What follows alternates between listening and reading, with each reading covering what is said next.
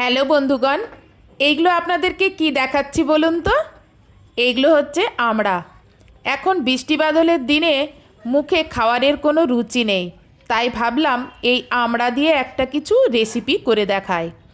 আমরা এটাকে আমড়া বলে থাকি, আপনারা আপনাদের ওখানে এটাকে কি নামে ডাকেন?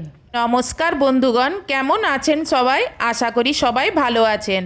তাও একটু বলে রাখি, এখন বৃষ্টি বাদলের দিন, বাইরে প্রচণ্ড বৃষ্টি পড়ছে। অনেক সময় দেখবেন বাইরে ফাটা গামলা, নারকেলের মালা বা বাটি টাটি কিছু সোজা হয়ে পড়ে আছে, তার মধ্যে জল জমে আছে।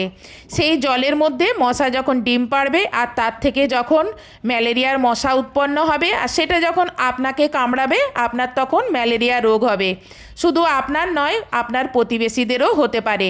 তাই জন্য একটু বলে রাখি, আপনার ঘরের ভেতরটা যেমন আপনি পরিষ্কার রাখবেন, তেমনি বাইরের পরিবেশেও দেখবেন কোথাও যদি জল টল জমে থাকে, বা অপরিষ্কার থাকে, তাহলে একটু পরিষ্কার করে নেবেন।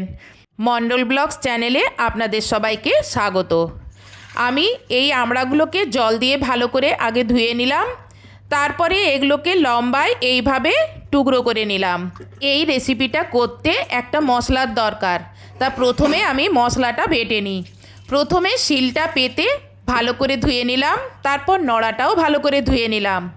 এবার এতে 2 চামচের মতন সাদা সর্ষে দিলাম আর 2 চামচের মতন তিল দিলাম।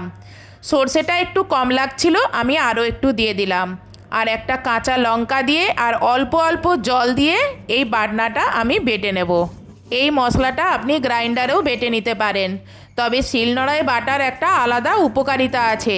এই যে পাথরে পাথরে ঘষে এই যে বাটনাটা বাটা হচ্ছে, আর মশলাটা তুলে নেওয়ার পরে শিল ধোয়া জলটা এই যে নিয়ে নিই, এটা রান্নায় যখন ব্যবহার করি আর এটা যখন আমরা খেয়ে থাকি, তখন এতে আমাদের পেট ভালো থাকে, পেট খারাপ হয় না।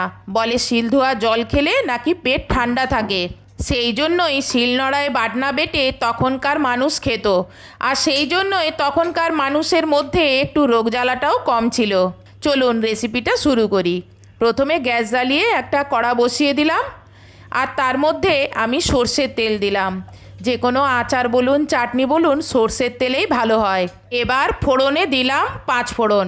5 ফোড়নে থাকে মেথি, কালো জিরে, জিরে, মৌরি আর রাঁধুনি।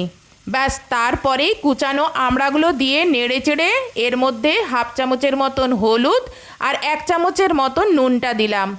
যেহেতু আমড়া টক, সেই জন্য এখানে নুনটা একটু বেশি দিলাম, তাহলে এর টক ভাবটা অনেকটা কমে যায়। এবার ততক্ষণ অবধি ভাজতে থাকবো যতক্ষণ না আমড়ার গায়ের এই সবুজ রঙটা এইরকম শ্যাওলা রঙ না হয়ে যাচ্ছে। ব্যাস, এবারে যে আমি বাটা মশলাটা করে রেখেছিলাম, সেই বাটা মশলাটা এবার এর মধ্যে ঢেলে দেব। তারপরে এইভাবে একটু মিশিয়ে নেব, তারপর এতে পরিমাণ মতন জল দেব। মানে আপনি চাটনিতে যেরকম জলটা পছন্দ করেন, মানে ঝোলটা পছন্দ করবেন, সেই অনুযায়ী এখানে জল দেবেন, কারণ সিদ্ধ হয়ে অনেকটা জল মরে যাবে।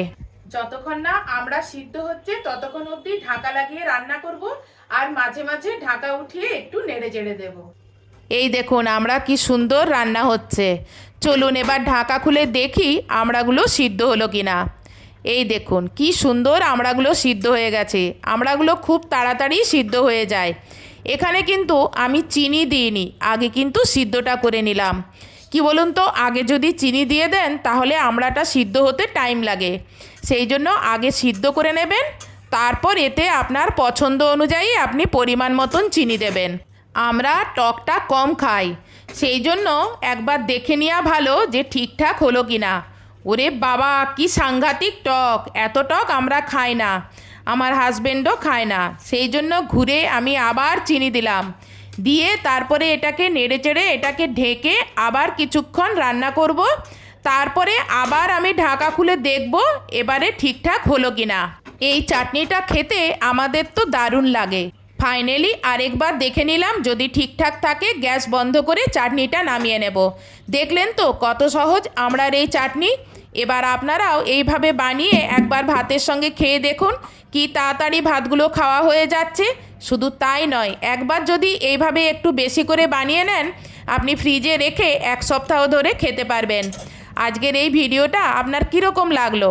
যদি ভালো লেগে থাকে তাহলে ভিডিওতে লাইক, কমেন্টস এবং শেয়ার করবেন। আর চ্যানেলে যদি নতুন হন তাহলে চ্যানেলটি সাবস্ক্রাইব করবেন। আর ফেসবুক থেকে যদি দেখে থাকেন তাহলে ফেসবুকটি ফলো করবেন।